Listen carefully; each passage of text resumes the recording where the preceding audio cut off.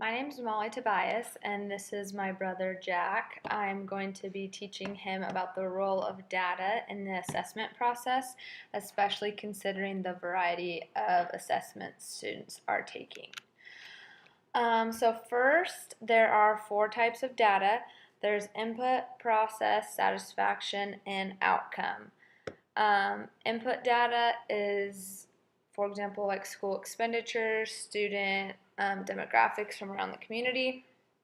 Process data is financial operations and quality of instruction. Outcome data are dropout rates and test scores. Those are what people most frequently think of when they hear the word data in regards to education. And then satisfaction data is opinions from students, teachers, parents, the community, just about the school, how the teacher's doing, and all of that. So first off, going back to last week's readings, there's two types of assessments. There's summative and formative.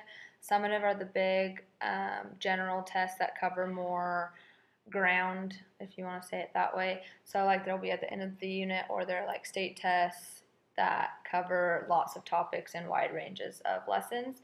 And then formative assessments are ones that teachers give you like right after a certain lesson or after a chapter, so they cover a more detailed, or I guess a smaller range of information, and then the teachers use that data in order to make changes to their lesson or review if they need to.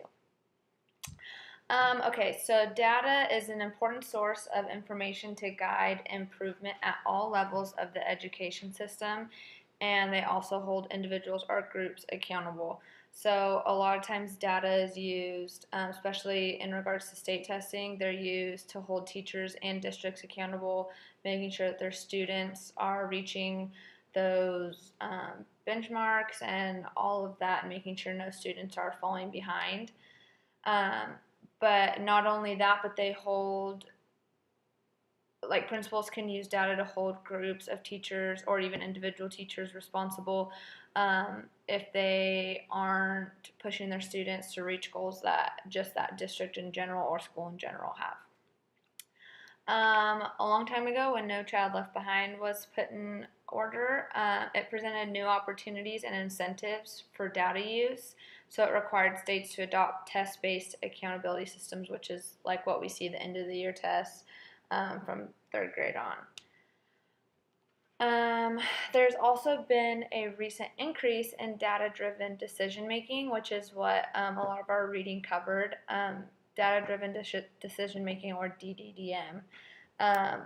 It's when teachers, principals, and admins symmetrically collect and analyze data to guide decisions and help improve the success of the student or the schools.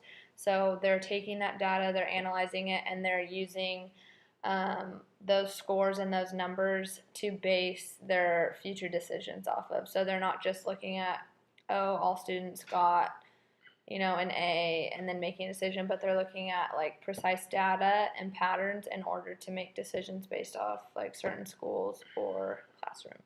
Do you have any questions so far? No. All right. So then these decisions that I was just talking about for the DDDM, common ones that are made using data are to set and assess progress towards goals. So if you don't have any like small or big like long-term goals set in place for students yet, then you would use the data to put in place goals for the rest of the year, the rest of maybe the elementary school year, stuff like that.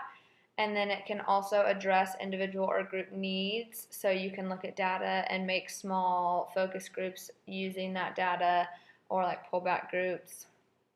You can also evaluate the effectiveness of practices. So for example, formative assessment would be really good for this. If you take the data from a formative assessment and most of the class did not understand or perform well on that assessment, then the teacher would reflect on their teaching methods and kind of rule that it wasn't an effective lesson, so they would have to redo that lesson. They can also, or these decisions also might be assessing whether student or like parental needs are met, and so maybe the data showing that we're not pushing a certain student hard enough in ELA or in math, and so therefore their needs aren't being met, and so we would use that data to make decisions based off that, and also to enhance processes to improve outcomes. So maybe a teacher isn't moving quick enough through the material or not having an effective like means of instruction, and so they would use data to kind of reassess that.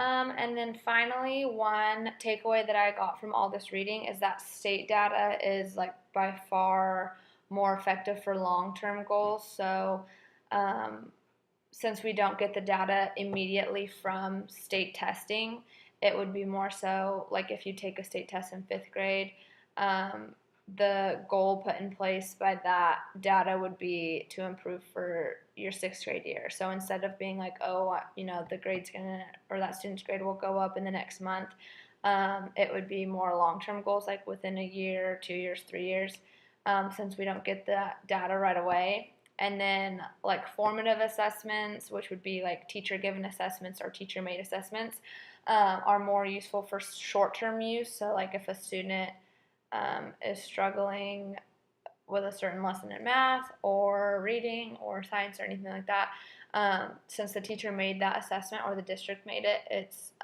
you get the data right away, and so it's a quicker turnover rate, and the teacher can make changes right away. Any questions? No. All right. Well, thank you guys for watching.